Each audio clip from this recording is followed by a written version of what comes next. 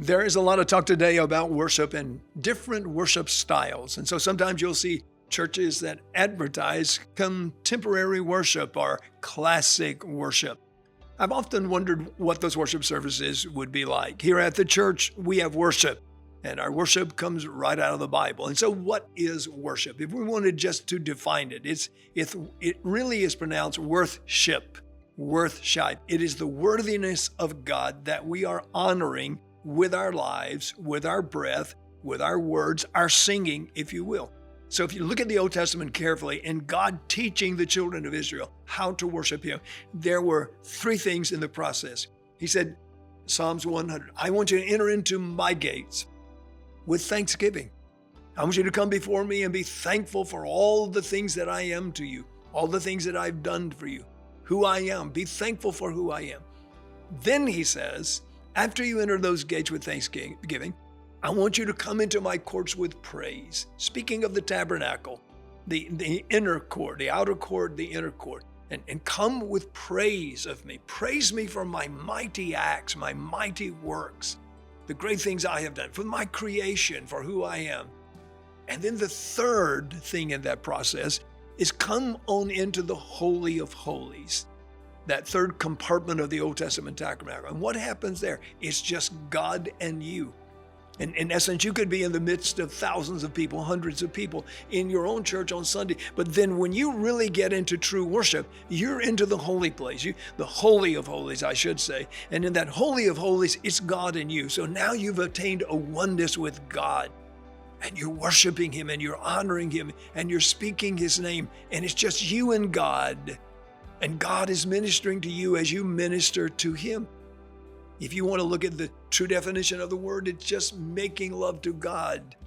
It means to kiss towards God, to love on God, to love God, to make God aware of your love for Him, your submission to Him. You can never have a worship experience without submission. When you get into a worship moment, God is speaking to you in the very core of your being.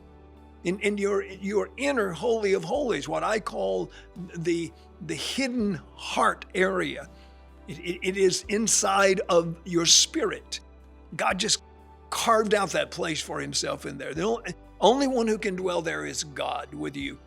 Satan cannot come in there. If you don't know God, then the Bible said your spirit is dead in trespasses and sins. But you can also open your spirit up to Him and hear His voice like Adam and Eve did in the garden.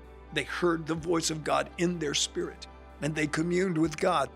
And so worship has many facets. Communion with God, personally, intimately, has to be the goal of worship. I'm afraid sometimes we worship songs. We love a song so much. We love to sing a song so much. We love to hear a song sung so much. We get carried up and enraptured by the sound and the words of that song, the music that is played with it.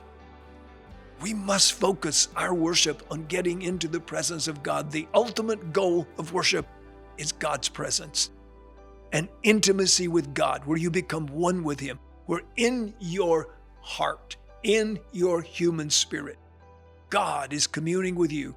When you come out of an experience like that, you are energized, you are encouraged, hope literally makes you buoyant. It lifts you above the struggles of your life. You are energized to the point that you can go out and let people see on your countenance that something is different about you. Worship is supposed to transform us. We're not supposed to be worshiping God because we have needs. We do not need any more need-centered worship. We need Christ-centered worship. Focused on Him. It's not just about our felt needs. Oh my goodness, I'm facing a surgery. I got a bad doctor's report. Yes, pray about those things and commit them to God. But don't come and worship Him just because you have a need. That's need-centered. Come and worship Him in Christ-centered worship. Bowing before Him, kissing toward Him, loving Him. And watch how worship transforms your life.